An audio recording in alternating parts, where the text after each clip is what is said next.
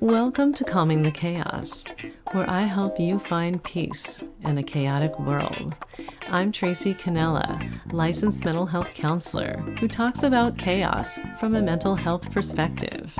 And I give you self-help resources you can use to calm your chaos in any situation in this world. Isn't this fun?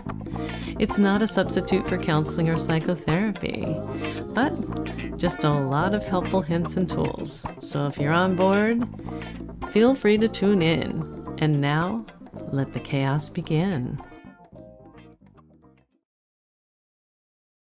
And today, our chaos is men and women don't want to date each other, apparently, or they don't want relationships, at least according to a research article by Psychology Today, which actually says half of all single people do not want a relationship, which is interesting to me. And so it leads me to believe that maybe relationships cause people chaos, and that's why they are avoiding them. And so, with me to kind of straighten out this problem and to explore it a little bit further, I am bringing back one of my prior guests, Jack Kammer. And Jack Kammer is coming to us from Baltimore, Maryland. So it's way across the country from me, but he's been on the show before. He's been an excellent guest, from radio to doing Congress appearances, doing writing books such as this one, Goodwill Toward Men. He really seeks to resolve these issues that men and women have with each other. And so I have Jack Kammer here today to talk about this very important, I think, phenomenon that's going on with our young people today who just don't want to be in relationships. And so without further delay, I'm going to bring up Jack Kammer. Jack, welcome to Calming the Chaos podcast. Thank you, Tracy. Looking forward to this again. Yeah, it was a great discussion last time. And for those of you who did not catch it, I'm going to link it in the show notes below so that you can find the conversation that Jack and I had last year about his book and about some of the ideas about men and women. So, what do you think about this idea, Jack, that half of all single people don't want a relationship? What do you think is going on?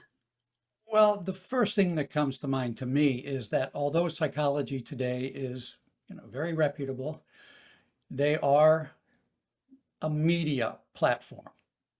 And media today is all about the clicks. It's all about the clicks. And so the first thing I would want to know would be, well, how did they define what a relationship would look like as they posed the question to men and to women? And I would suggest that possibly what comes to mind for a lot of women is a kind of relationship that they don't want to be in. And what comes to mind for men is a whole different kind of relationship that they don't want to be in. Ooh. Which is not to say that they don't want to be in relationships. It's that they don't want to be in a certain kind of relationship.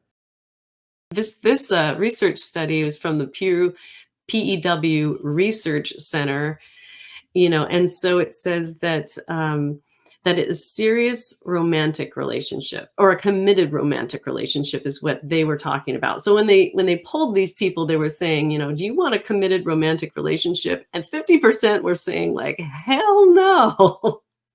Well, again, I would say that commitment by a man to a woman can look very different from the idea of commitment by a woman to a man. Ooh. For a woman who doesn't want to be in a committed relationship, she might be thinking of the relationship her mother had with her father, which is very different from the kinds of relationships that might be available on the dating scene today.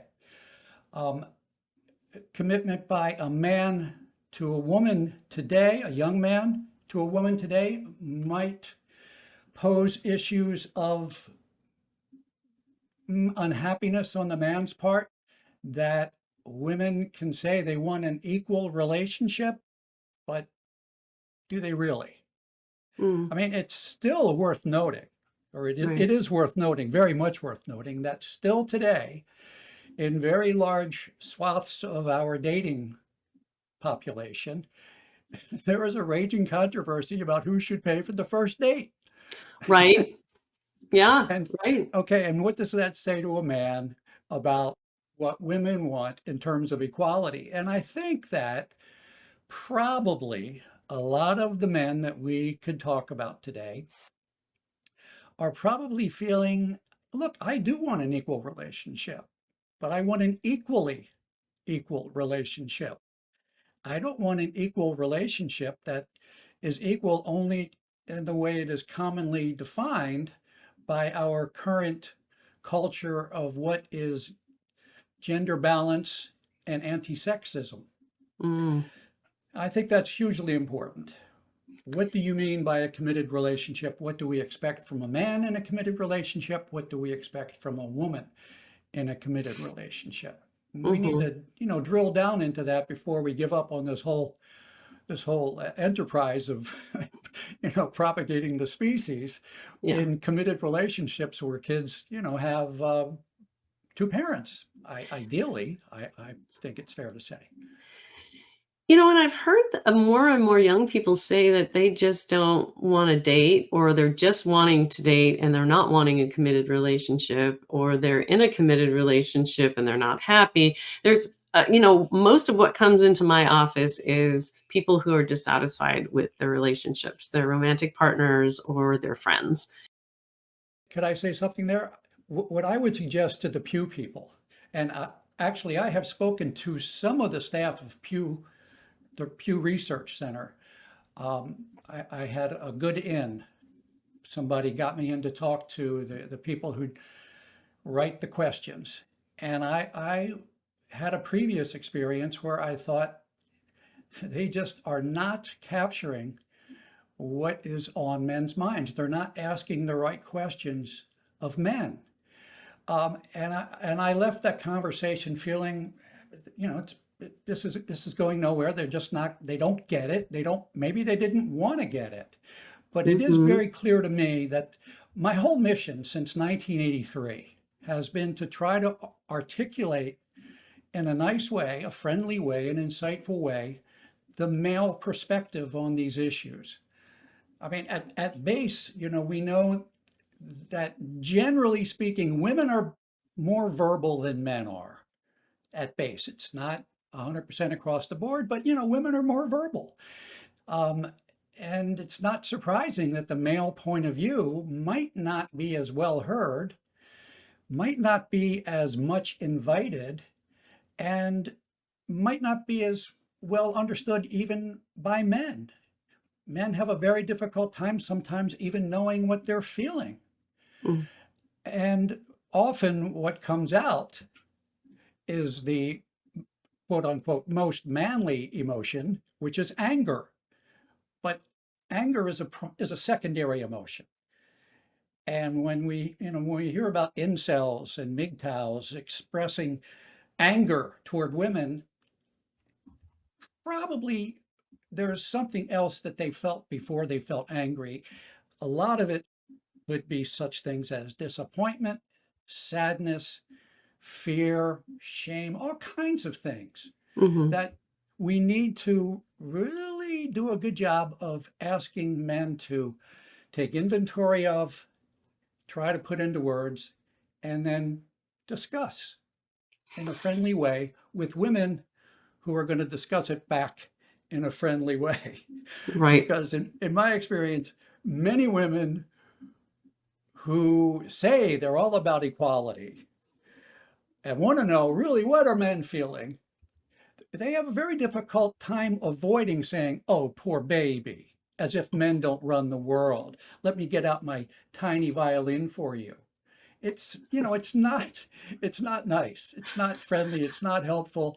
And it makes perfect sense to me that many men would say, no, I don't want a relationship, because the idea of relationship has been so abused, so poisoned, so distorted that No, if you give me a choice between a relationship and all of the trouble it can bring me, and not having a relationship and all of the freedom I can have, yeah, I'm going to take no relationship.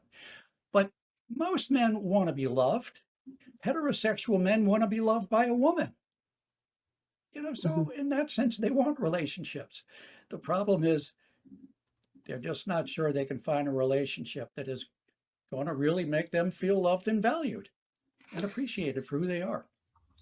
Okay, so you brought up a lot of stuff there. I actually had to get my pencil out to keep up with you here.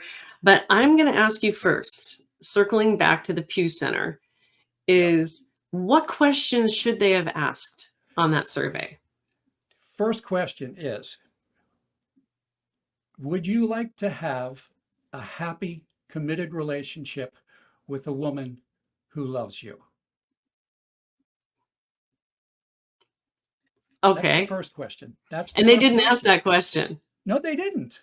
They didn't. Okay. They didn't. They just, Wow. I mean, they it just, sounds like sign me up, right? they just sort of allowed the cultural image, the social media image, the siloed, algorithmically driven image. When they want men to click, they want the algorithm to show all these horrible women.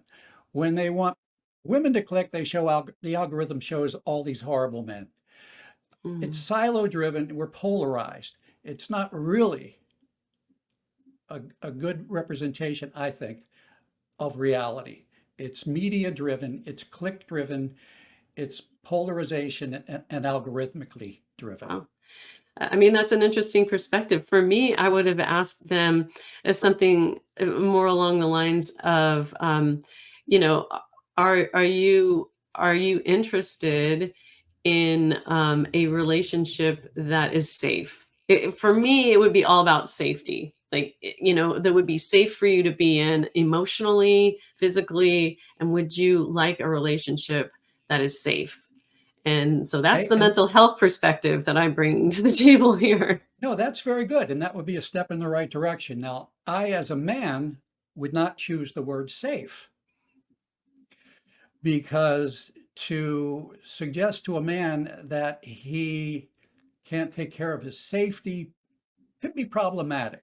But it's on both ends, though. It would be the man has to feel safe, or maybe we could substitute safe for honest and open, or I would say, I would trusting. say, yes, that's a good one. Trusting is Yeah, very important to men. yeah, yeah. Appreciation is very important to men. Hmm. So yeah, I would not use the word safe with a man. I would ask him about a relationship in which he felt appreciated Yes. and understood.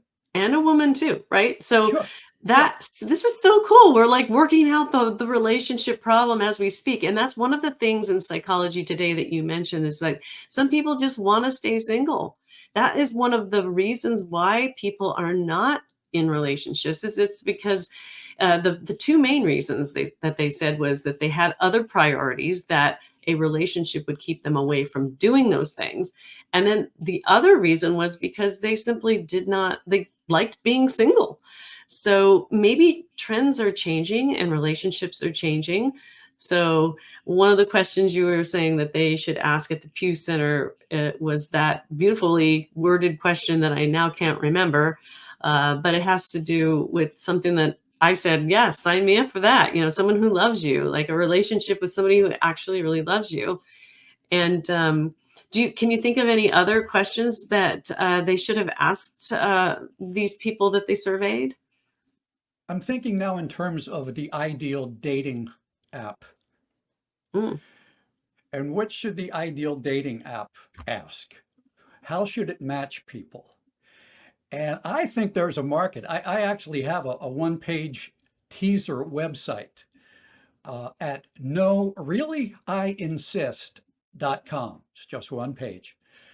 But it says something like, um, imagine that the imagine that your perfect match is thinking the same things you are. And what that perfect match is thinking the same things you are, concern such topics as work-life balance, I think many men perceive that women want options in their lives. And I think many men perceive that there is sort of an expectation on the part of many women that they are looking for a man who will make their options possible. Mhm. How will they do that? By being dedicated to making the money. Many men these days, I think it's clear, really want egalitarian relationships. They really want work-life balance. They really want to be better fathers to their kids than their fathers or grandfathers might have been to them and their fathers. Imagine if in 1963, it wasn't Betty Friedan who wrote a book about gender liberation. It wasn't a woman who was writing about liberating women. Imagine if it was Benny, B-E-N-N-Y, Benny Friedan, who was writing a book for men and said such things as, look, we're sort of stuck in this thing. Just as Betty Friedan said, we're stuck at home. We're sort of stuck in this thing where we're expected to be making money. We're largely valued for how much money we make. Mhm. Very objectionable. Just as Betty Friedan objected very strongly from women being judged by how good they could cook and how well they could take care of the kids and, how well they could clean the house and, how pretty they were, all of those kind of narrow things that really did not provide women with fulfillment. Mhm. They did serve a functional purpose when we had men doing one set of things and women doing another, and never the twain shall meet. But, if men were expected to make the money and women were expected to take care of the home, that's very bifurcated. Betty Friedan said, women want more. And what I think we need to get into our heads is men want more. Mhm. Yeah, I know. I think we've got more in common than we have differences. It's just some of these social norms that you're talking about and some evolving things. Plus, this Psychology Today article, I really never thought about it in terms of clicks before. So before we start on, before we continue that, because I think, that was one of the things that you brought up. The other thing is can you explain incels and MGTOWs to us? Because some of my audience may not know what incels are and MGTOWs are. Go, Jack. Well, I am smart enough to know what I don't know. And I do not know much about incels because they really don't interest me very much because the concept is so amorphous and, again, so distorted by the media. Mhm, Incel means involuntarily celibate. You mhm. know, that's what it means at base. Now, the poster child for incels was this fella, Elliot Rodger, Yep. who I think had lots of mental health problems besides his unhappiness with the dating scene.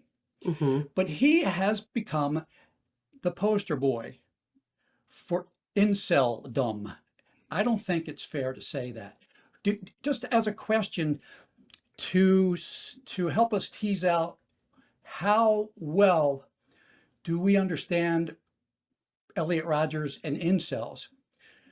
Do you know how many people Elliot Rodgers killed in his spree in 2014 in Isla Vista, California?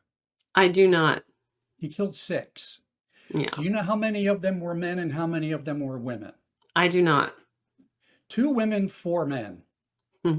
He was aiming for a sorority house that he did Yeah, not get into, and so he went he, on to a spree and got whoever he needed to.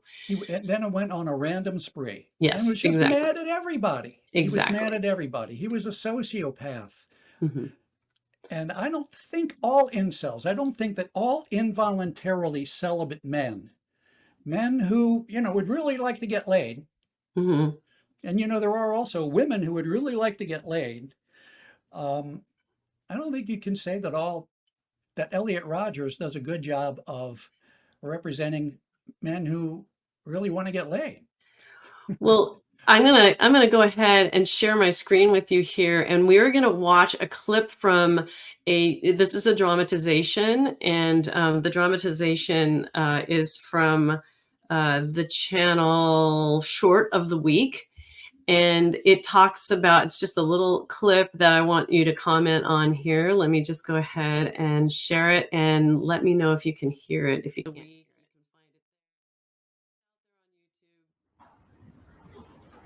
you can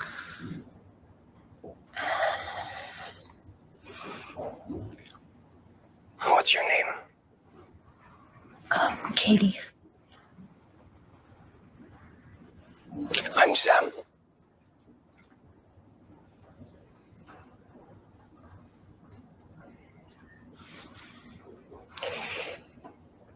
Is it okay if I sit here next to you?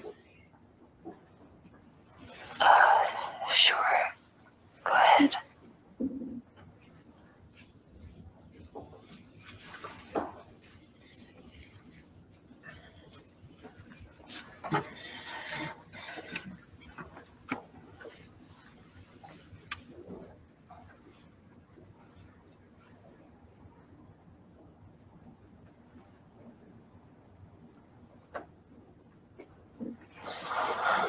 Yeah, be a flyer.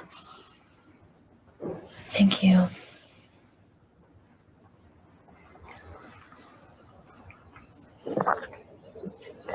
If you let it grow more, it would go much better with the shape of your face. Thank you for the advice.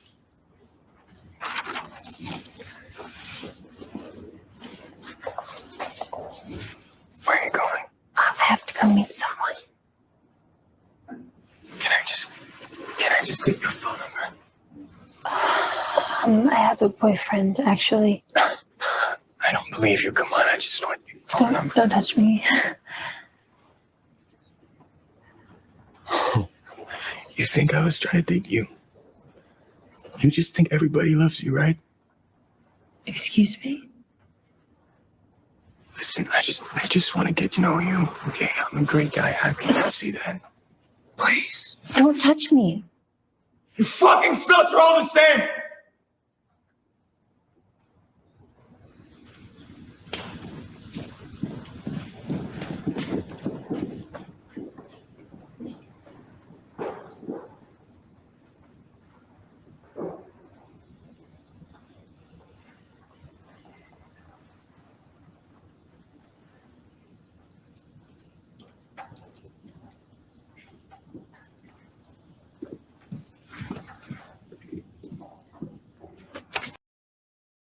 All right, so that was supposed to be a dramatization on Elliot Rodgers and how he approached girls. So I don't want it to be a spoiler alert. I will link to the whole 14-minute dramatization in my show notes. But basically, he's collecting those videos and then he is filtering them out to a community of people who are all incels, and as proof that his advances toward women are not appreciated and absolutely rejected. And you can see all of the, what do you call it, the film icons and stuff, and there's probably hundreds of them that he did. I just want to get your take on that because you did mention Elliot, and I was just curious about what you thought about that. Obviously, a dramatization, but you know, stuff like that happens, right? Well, I am mindful of the fact, it's very ironic that this is Friday the 13th. Oh gosh. That was a horror show. That was a horror film. Hmm. Um, are there chainsaw murderers? I'm sure people have been murdered by chainsaws. Um, a lot of bad things happen in our lives. I'm not sure that Elliot Rodgers is an example of an incel as much as an example of a very sick person. Hmm. What do you think that the couple could have done differently? I mean, both of them. I mean, Which couple? you know what? the people in that dramatization, what do you think that they could have done differently to have a more effective and balanced interaction toward each other? What do you think? I think it was immediately clear, just from his approach, standing over the woman in what could reasonably be felt by anybody, especially by a woman sitting down, as intimidating, as not safe.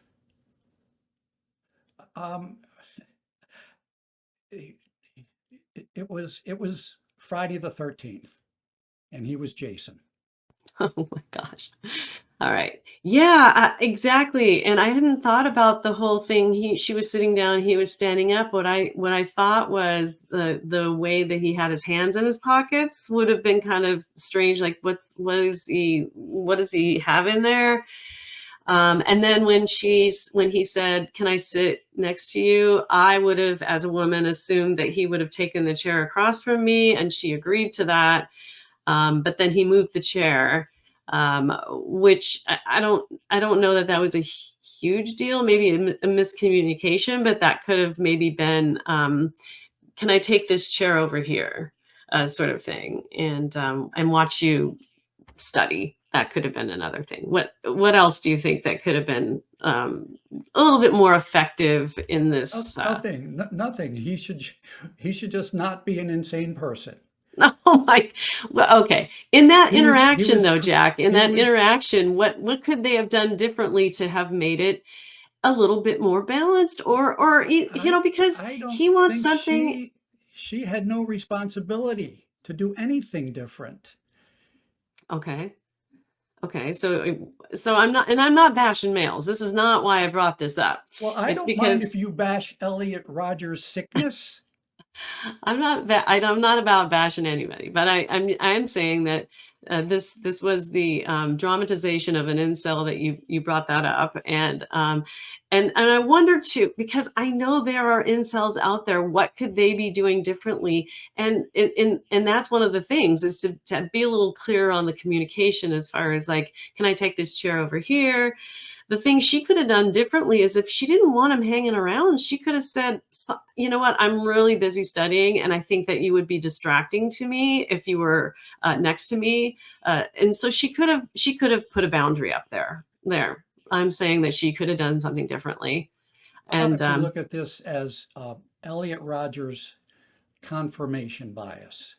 hmm, He was looking to confirm his hatred of women, yes, right? absolutely. And he did everything possible he could do to have that woman reject him, Hmm. including his really freaky, scary, weird voice.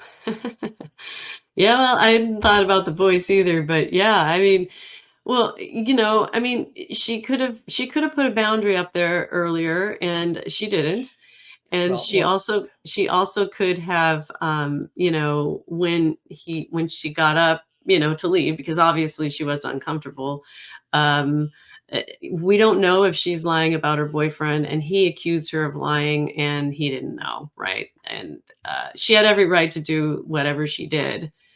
But what about the man? What could he have done? Could he have respected some stuff, or like, what could he have done Tracy, differently? I am not here to defend Elliot Rodgers, and I didn't bring him up in any context other than to say he is, in my view, the not very accurate poster child for men who are involuntarily celibate, who would like Oh, to get laid.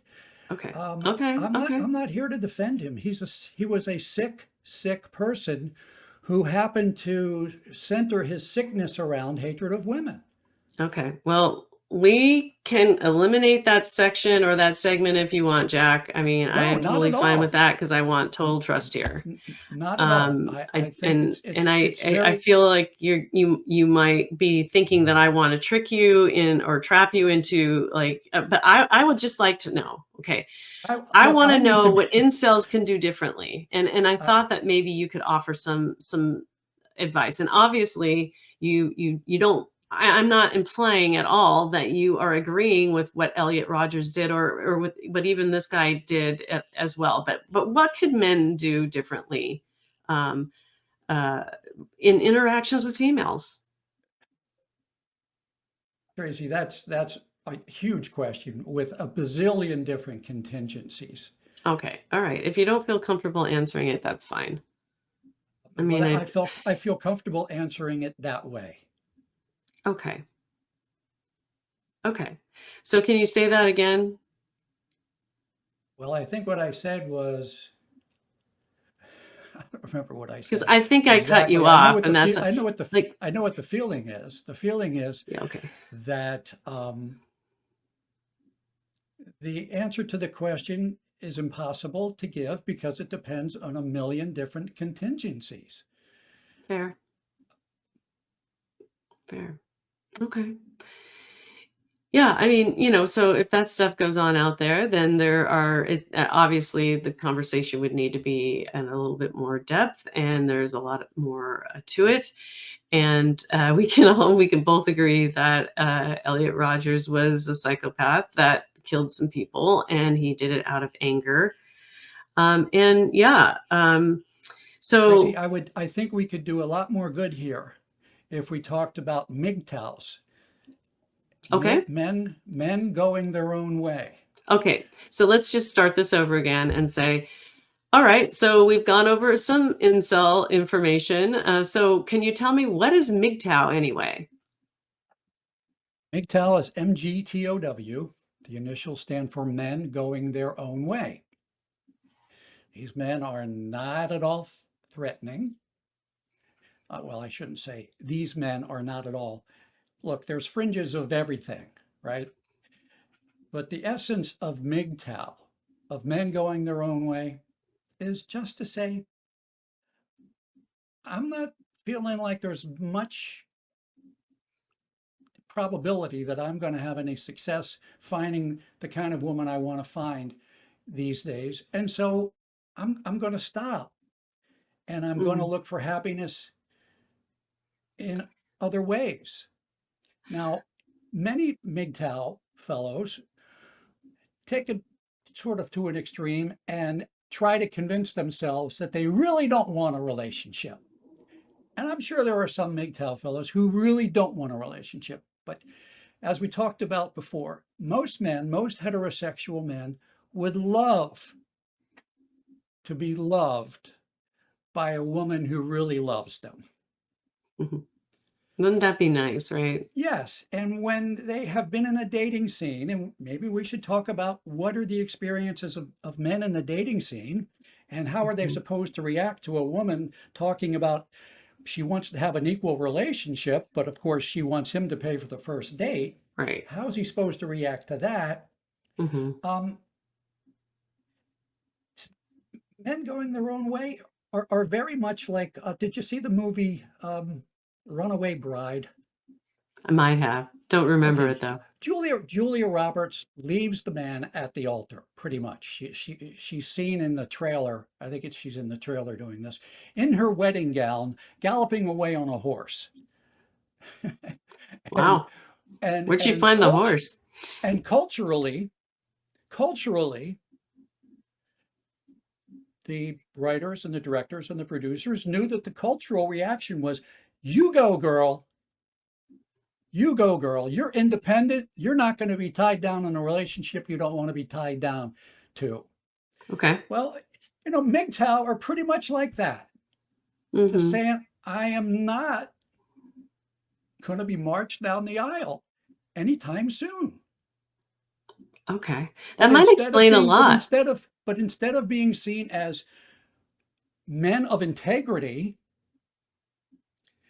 and men who appreciate balance and justice and fairness, but primarily integrity, I'm not going to settle for a relationship that gets me laid for the next 2 weeks and then drives me crazy for the rest of my life.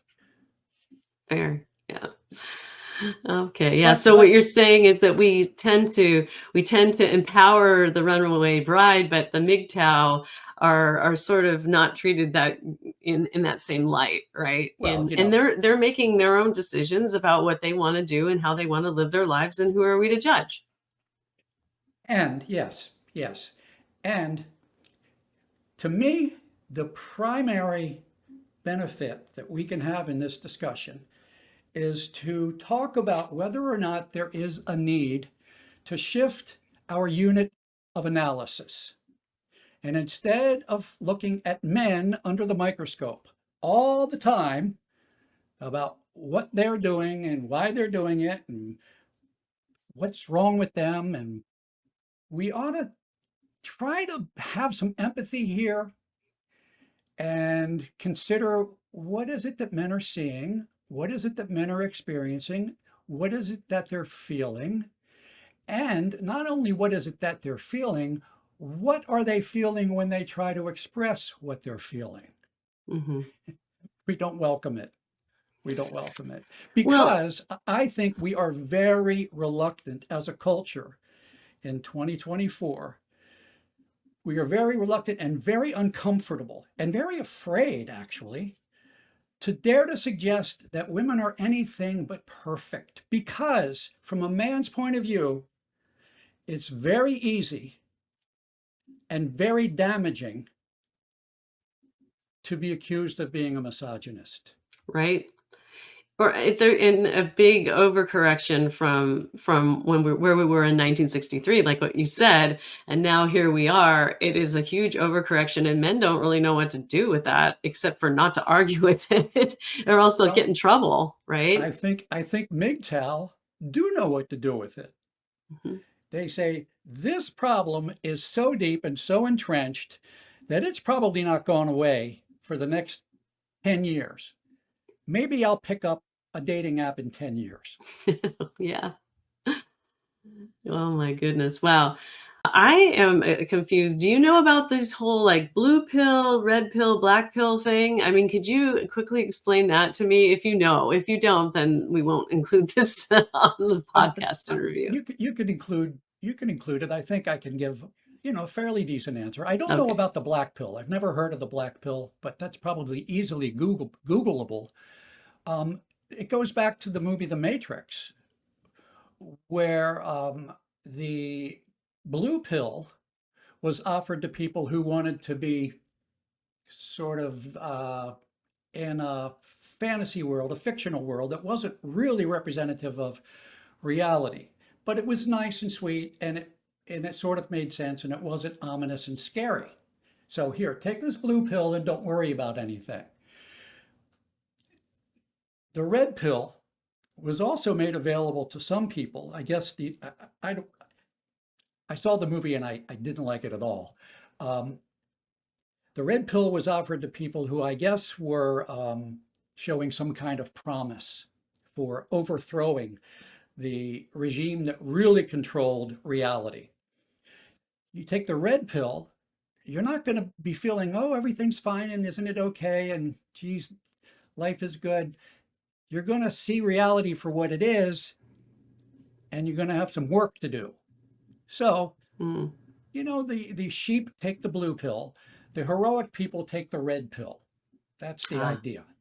So I just looked up the black pill, and the black pill philosophy typically offers that only two options for what to do with their new accepted reality: either accept their fate as an incel or try and change society to their benefit, usually advocated as potentially achievable by means of mass violence and terror, not politics or other methods of change. So Well, there you have it. I guess we just well, defined well, it. I would say there needs to be another color of pill then. Let's do the purple pill. I Yeah, mean, my gosh, isn't the purple pill supposed to be good for the stomach? and We could also, do the isn't purple purple a pill. combination of pink and blue? I mean, really, it kind of is like I think red and something. Anyway, but you bring up a really great point. I mean, here are the things that the reasons why people are. I mean, there's the Me Too movement. People are afraid of getting taken to court by women. And there are I'd rather be single. And there's the MGTOW. There's the incels who are angry. People who are taking the red pill, blue pill, black pill. There are also people who perceive themselves as unattractive and nobody will like them, so they don't date. There's so many reasons why But I guess what I want to get into is solutions, and we just sort of got into it. Let's just invent another pill. And what would that pill be? I don't know. I've got a little clip here from Jordan Peterson that I want you to listen to. And it's, I think, a little bit shorter than the last one. But let's check it out here. It's very difficult to understand how demoralized people are. And certainly many young men are in that category. And you get these casual insults, these INCELs. What does it mean? It's like, well, these men, they don't know how to make themselves attractive to women who are very picky, and good for them. Women, like, be picky. That's your gift, man. Demand high standards from your men. Fair enough. But all these men who are alienated, it's like they're lonesome and they don't know what to do, and everyone piles abuse on them. It's really something to see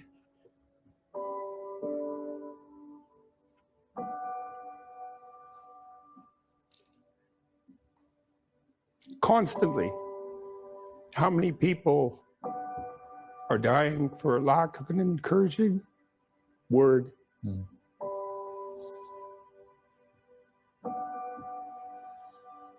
And how easy it is to provide that if you're careful. You know, give credit where credit is due. And to say,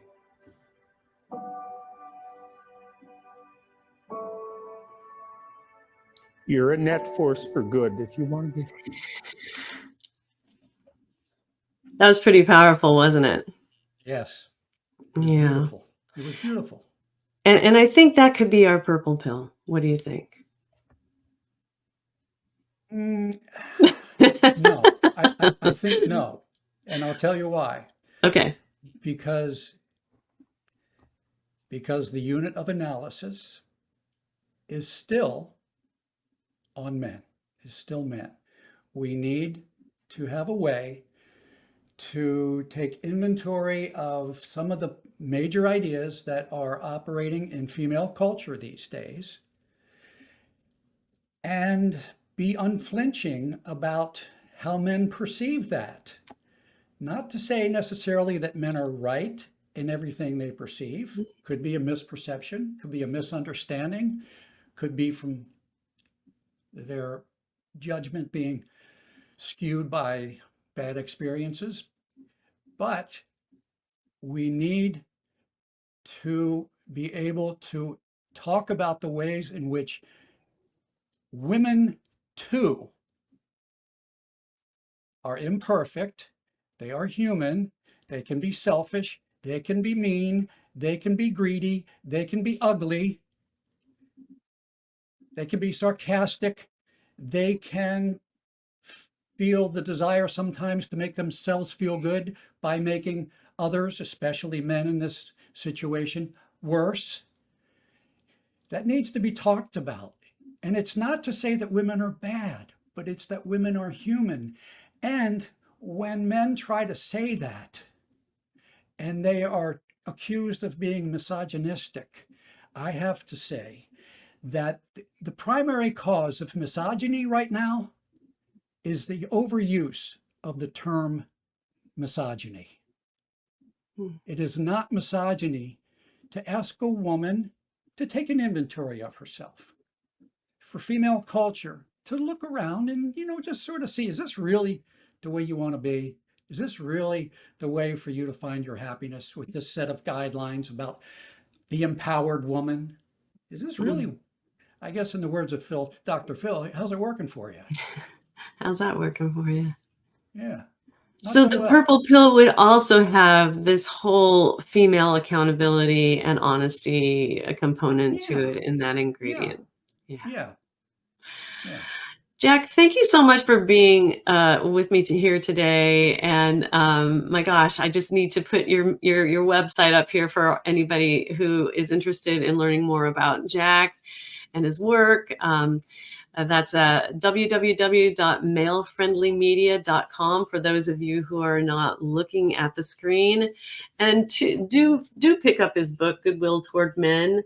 It is an awesome read, and he interviews, the people in the book are all feminists that that are talking about these issues, and so and they're women.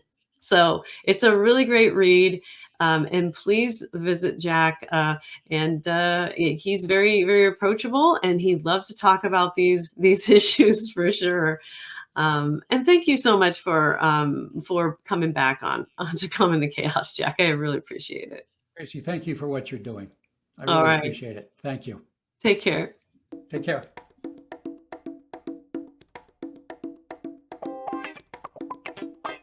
Thanks for listening to Calming the Chaos podcast. If you found this podcast interesting or helpful, please like, subscribe, and share it with your friends. You can also go to www.calmingthechaospodcast.com to listen to all Calming the Chaos podcast episodes. I look forward to sharing my next podcast episode with you. In the meantime, take care.